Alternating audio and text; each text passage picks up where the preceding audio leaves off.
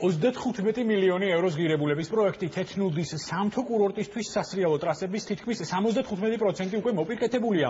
როგორც რეგიონული განვითარებისა და ინფრასტრუქტურის სამინისტროში აცხადებენ, პროექტის საქართველოსა და საფრანგეთის მთავრობები აფინანსებენ. რა ინფრასტრუქტურული სამუშაოები მიმდინარეობს კურორტზე? დეტალებით ნინი ლონგურაშვილი. მიმდინარეობს უკვე მუშაობა იმაზე, რომ ჰაბორიდან, ამ მთავარი თავშესაფრთხე ადგილიდან კიდევ ერთი ძალიან საინტერესო ტრასა ჩავიდეს.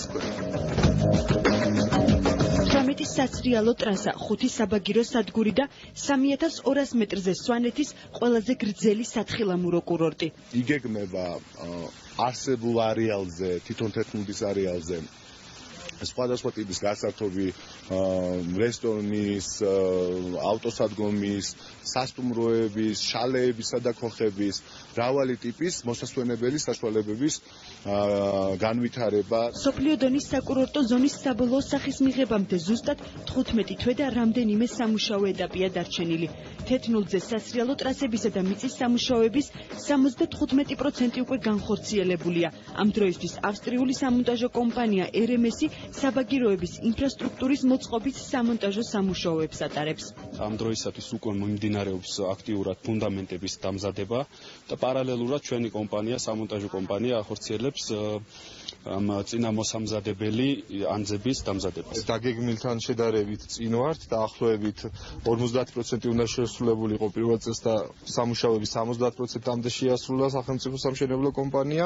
ასევე აქტიურად ვიწყებთ მუშაობას, რომ მოვახერხოთ და BBC-ს არხზე თვითონ თეთრნუდი როგორც კურორტი მოხდეს ამინდის პროგნოზების ეგრეთ წოდებულ რუკაზე, რომელსაც ყოველწლიურად აქვეყნებს BBC.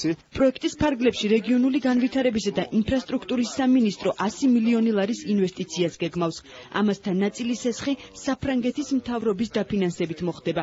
სამთო კურორტზე სამუშაოების მიმდინარეობას ინფრასტრუქტურის მინისტრი ჟურნალისტებთან ერთად ადგილზე გაეცნო. არის 25 კილომეტრიანი სათხილამურო ტრასა, 9 კილომეტრიანი პირველადი დაშვების ყველაზე დიდი გზა იქნება მთელ კავკასიაში. აგრეთვე გაშენდება ინფრასტრუქტურა, ინვესტორებისთვის იქნება ძალიან მომზიდველი მთლიანი ინფრასტრუქტურა და შემომზადეთ პროექტს მთლიანად განვითარებისთვის ამ რეგიონის. გასაქმებული არის თვითონ ადგილობრივი მოსახლეობის ძირითადი ნაწილი და ძალიან მნიშვნელოვანია და შემოსავალი, რომელიც ამ კურორტიდან იქნება და გარშემო მთლიანი ინფრასტრუქტურიდან შემოვა ადგილობრივ მუნიციპალიტეტში. მოთხილამურეებს თეთრნუდიდან დაშვება ზუსტად 1 წელიწადში, 2015 წლის დეკემბრიდან შეეძლებათ.